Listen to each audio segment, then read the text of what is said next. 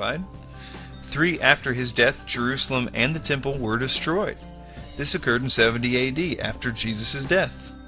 4. The Jews were dispersed after his death. The Jews abandoned Judea after the Roman attack of 70 AD. He was a teacher. Jesus was a rabbi or teacher. He lived on after death, and the teachings, Jesus and his teachings were founded the Christian faith. He was a wise king. Jesus was mocked by the Romans as the king of the Jews. The messianic prophecies fulfilled by Jesus referred to the coming Messiah as king. Christians believed that Jesus was their spiritual king. Jesus was born of the royal line of King David. And, of course, he was Jewish. Now, moving on to the Babylonian Talmud. The Babylonian Talmud is an ancient record of Jewish history, laws, and rabbinic teachings compiled throughout the century. Though it does not accept the divinity of Jesus, it confirms the belief that he was hanged, an idiom for crucifixion, on the eve of the Passover. It says, "On the eve of the Passover, Yeshu," some texts say Yeshu the Nazarene, "was hanged," which means crucified, 40 days before the execution. A herald went forth and cried, "He is going forth to be stoned, because he has practiced sorcery and enticed Israel to apostasy. Anyone who can say anything in his favor, let him come forward and plead on his behalf." But since nothing was brought forward in his favor, he was hanged on the eve of Passover. Skeptic Interjection 1. How can we know that the Talmud is documenting Jesus' existence and not only stating the rumor surrounding a myth? Answer. In the above excerpt, the Talmud mentions Jesus' ability to perform miracles, but tries to dismiss it as sorcery. If the writers were simply refuting myth, they would most likely have dismissed the tale as a rumor, not assign alternate theories to defend their position. Skeptic Interjection 2. How can we know that this passage is a reference to Jesus and not another individual with the name Yeshu? Answer. Though it is possible this passage could refer to another individual, we know Jesus was killed during the Passover. We know he was crucified, a Jewish idiom for hanged. We know he was accused of practicing sorcery by the Pharisees for his miracles. And he was ultimately arrested for the sin of blasphemy, enticing Israel to apostasy. Furthermore, there are other translations which read Yeshu the Nazarene, which give us even more reason to believe that this passage pertains to Jesus.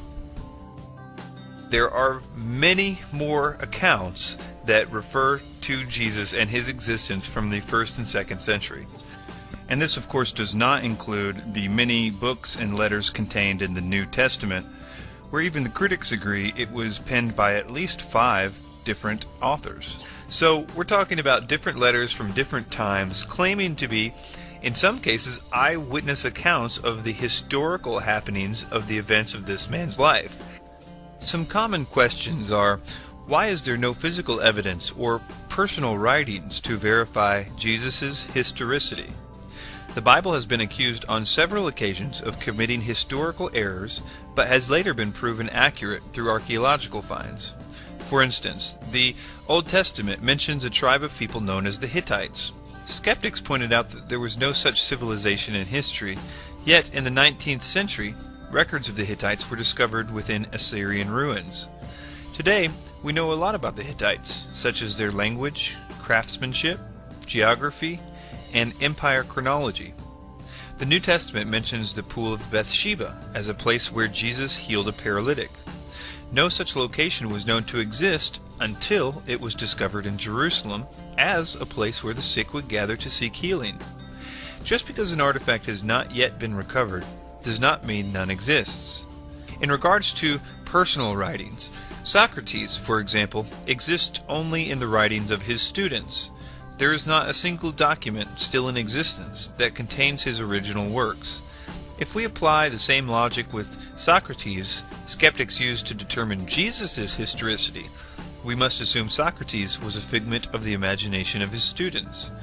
But if we are to accept Socrates as a historical figure based on 4 secondary accounts, we must also accept Jesus as a historical figure whose life was documented by his disciples, historians, and those who rejected his divine claims. In conclusion, a lot of evidence has been presented during this discussion to confirm Jesus Christ as a historical figure.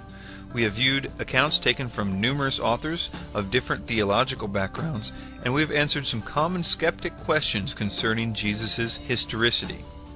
I purposely avoided using biblical evidence to support the existence of Jesus because that would be using the Bible to prove the Bible.